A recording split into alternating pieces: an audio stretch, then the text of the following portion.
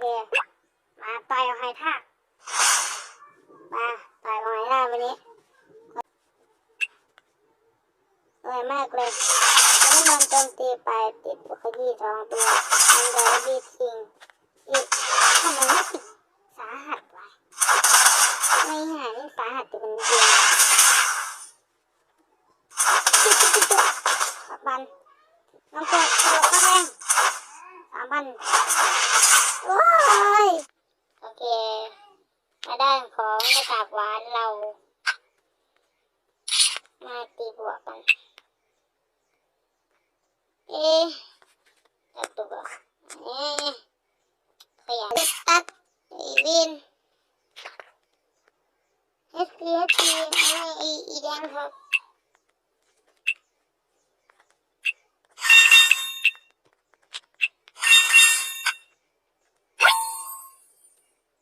ครับเขียวเรียบร้อยไม่อะไรให้สุดอันนี้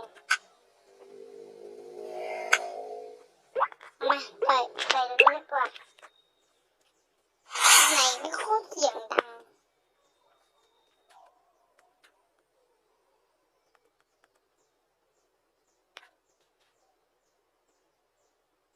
ตกวะจะอัดได้ไหมปีนี้เดี๋ยวตัดออกมันก็ตกที่พาย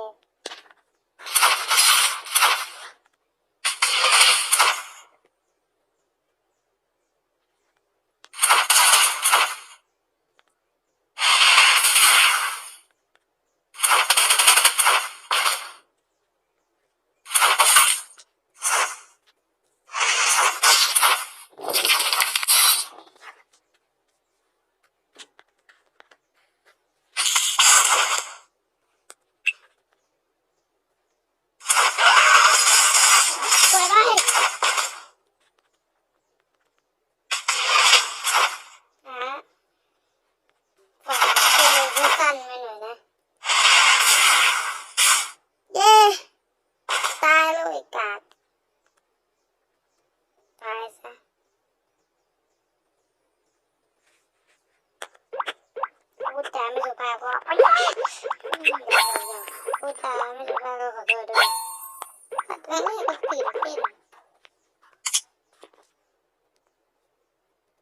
ตื่นเต้น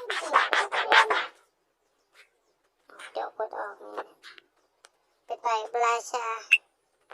ไม่ต่อยค่ะไปกระทืบโมเมงแบบเตียงคาริ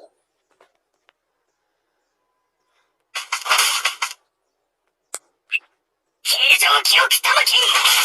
ให้โดนจักรพรรดิเด็ก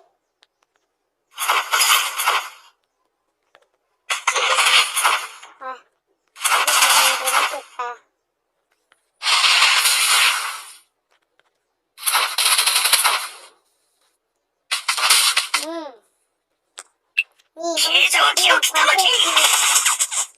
ไม่จบอีกยกไหวขอบคุณที่รับชมเตียงคาริ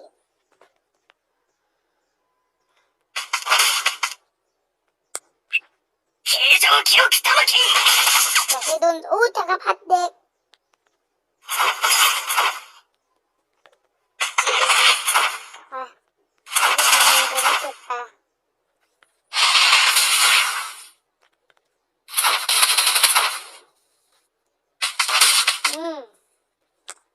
นี่